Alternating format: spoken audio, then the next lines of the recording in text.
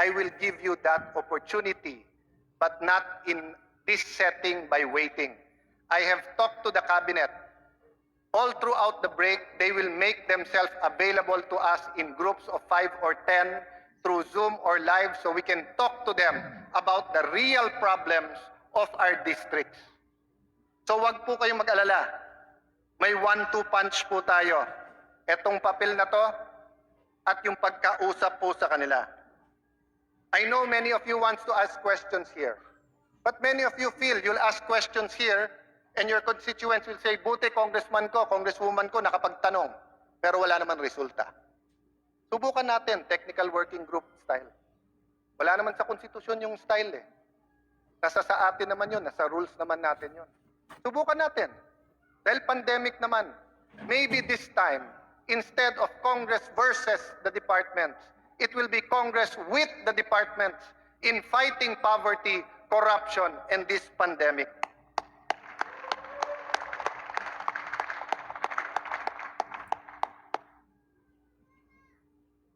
Many have already spoken. Sabi po ni Congressman Velasco, hostage ko daw yung budget. Kung hostage ko po yung budget, I will now move to defer the budget and to take it up in November. If, hostage ko yung budget. But I will prove to Congressman Velasco and his cohorts today that I am not hostaging the budget.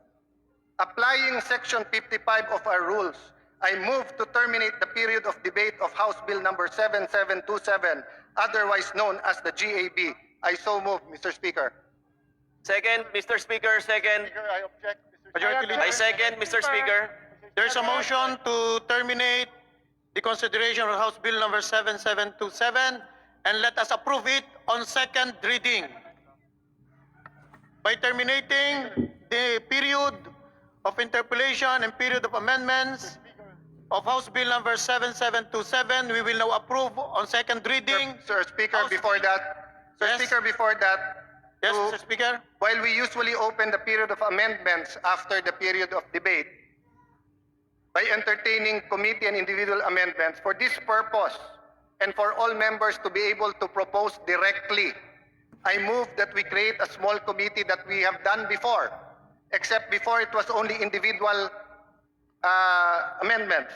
This time I move that we have the Majority Leader, Martin Romualdez, Deputy Speaker, El Rey Villafuerte, Chairman of the Committee on Appropriations, Eric Yap, Vice Chairman Jonathan C. Alvarado, Chairman of the Committee on Banks, Congressman Juni Cua, Deputy Speaker Henry Omominal, Chairman of the Committee on Ways and Means, Joey Salceda, Congresswoman Stella Kimbo for the minority and our expert on economics, Congressman Mike Defensor for the party list, Congressman Dalipe, again Vice Chairman of the Committee on Appropriation, Kong Ted Haresco, our new Chairman of the Committee on Economic Affairs, Kong P.D. Berzaga, and the Senior Vice Chairman, Chairperson of the Committee on Appropriations, Congresswoman Eileen Ermita Buhayin, with full powers to entertain committee as well as individual amendments by the members to be submitted to the Committee on Appropriations on or before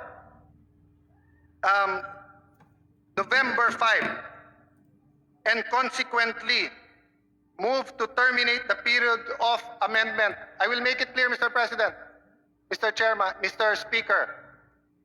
All members can continue talking to the secretaries, can use the committee. But until November 5, dun po isasubmit lahat po ng amendments. I so move, Mr. Speaker. Any objection? Mr. Speaker, second, Mr. Speaker. Is now being composed as being said by the Speaker is approved. Majority Leader. Mr. Speaker, I now move that we approve on second reading House Bill number 7727. Those are in favor, please say aye. Aye. Those are Aye. against, please say nay. The ayes have it. House Bill number 7727, the General Appropriation Bill of Fiscal Year 2021 is now approved on second reading. Majority Leader. Mr. Speaker, in accordance with our legislative calendar, I move that we suspend the session until November 16, 2020, Monday at 3 o'clock In in the afternoon. accordance with our legislative calendar, session is suspended until November 16 at 3 o'clock in the afternoon.